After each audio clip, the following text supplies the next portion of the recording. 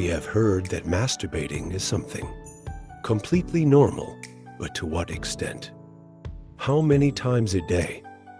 Can you do it without being considered addicted? What if you can't stop? Let's answer these questions. And why you should stop today with this act that seems normal, but hides a trap for your life. Before we begin, I would like to apologize for the exaggerated cover, but I needed to draw your attention to this 21st century issue that weakens and harms all our young people and adults, leaving us without willpower. In this video, you will understand what happens to our brain, scientifically and philosophically, and what Stoicism has to teach us about this vice. Also remember to subscribe to our channel and activate the bell so you don't miss anything. Now, let's begin. Current medicine is quite clear in stating that masturbation is completely normal, not only in humans, but also evidenced in dogs and other mammals. But this view of normal masturbation was not always so. In the past, masturbating was thought to be immoral, especially in men because unproductive. Seed production prevented people from reproducing. In the case of women, it was believed that masturbation could distance them from men by finding pleasure on their own.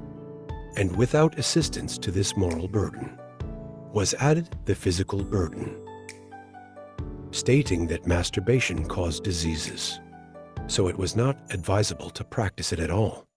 But let's return to the present. What do we know about masturbation, especially for men suffering from insomnia?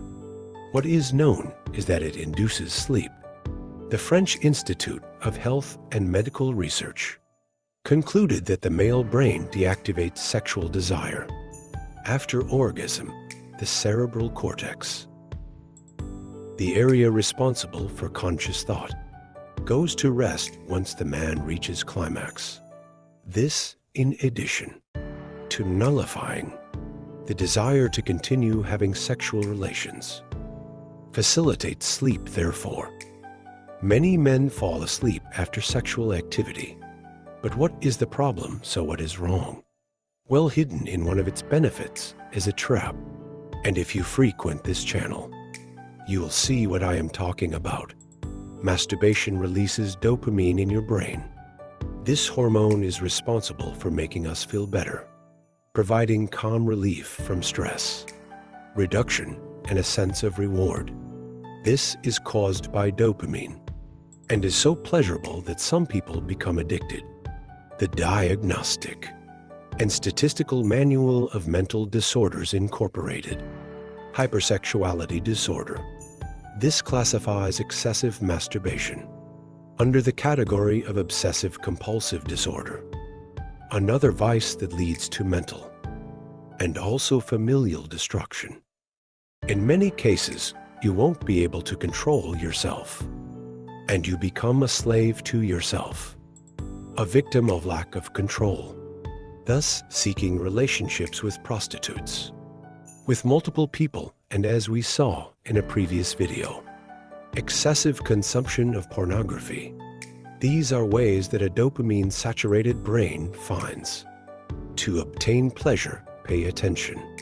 Addiction to masturbation comes from chemicals released in the brain, and as our brain adapts to the release of these, it feels the need to continually find the codes that generated the stimulation. Your brain will start asking for more and more dopamine to achieve the same pleasure it had the first time, making you always have to keep looking for how to masturbate.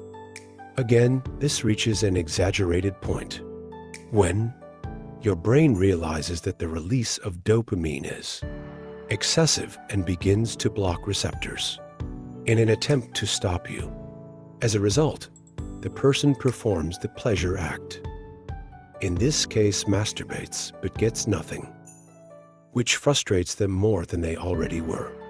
Excessively masturbating to satisfy that hunger for pleasure is exactly what a smoker who never stops someone who eats chocolate until vomiting, or even an alcoholic does. At this point, you must be wondering what Stoicism has to do with this. The Stoics Seneca, Marcus Aurelius, and Panis of Rhodes, masters of self-control and wisdom, address the view of pleasure and lust from a unique perspective, from the words of Epicurus to the intimate thoughts of Seneca. They explore the depths of human passions, a legacy that still captivates us. For the Stoics, masturbation was not just a quest for carnal satisfaction, but an opportunity to explore the limits of the body and mind. They saw it as an exercise in self-awareness and a path to true freedom. In their philosophy, mastery over worldly passions and pleasures was a conquest that elevated the human spirit. Epicurus asserted that it is not nights of pleasure, but self-control that distinguishes a good man. In this context, the ability to enjoy pleasure while understanding and containing it makes a difference in someone who has reached a higher level of self-awareness. Instead of being slaves to our desires, we must be their masters. As Seneca reminds us with his philosophical perspective, Stoic reflection on masturbation is not simply about repression, but deep understanding and self-mastery. This translates into the ability to direct our emotions toward a journey of conscious self-explanation. It resides not only in momentary satisfaction, but in understanding, accepting, and embracing our deepest inclinations. From the Stoic perspective, every action has consequences not only for us, but also for the natural order of the universe. When we succumb to our most intense desires, as in the case of uncontrolled masturbation, we lose that harmonious connection with nature, highly valued by the Stoics. We become prisoners of our desires, drifting away from true inner serenity. Compulsive masturbation can trigger an emotional whirlwind within us, where guilt, shame, and dissatisfaction become constant companions. The Stoics teach us to control our intense emotions through introspection and self-regulation. By consciously facing our emotions, we learn to manage them healthily and constructively. However, the Stoics encourage us to find inner peace within ourselves. True satisfaction lies in our self-mastery and our ability to find joy in what is simple and virtuous. Allow me to share a personal inspirational story. I know someone who used to struggle with compulsive masturbation, seeking momentary refuge and pleasure, but facing an emotional storm after each act.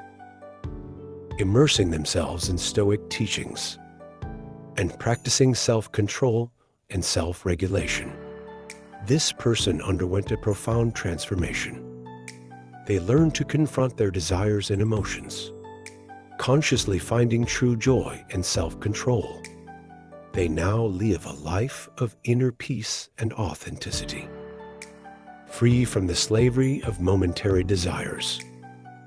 True satisfaction comes from living in accordance with our deepest principles and values. When we yield to fleeting desires, we lose sight of what we truly value in life.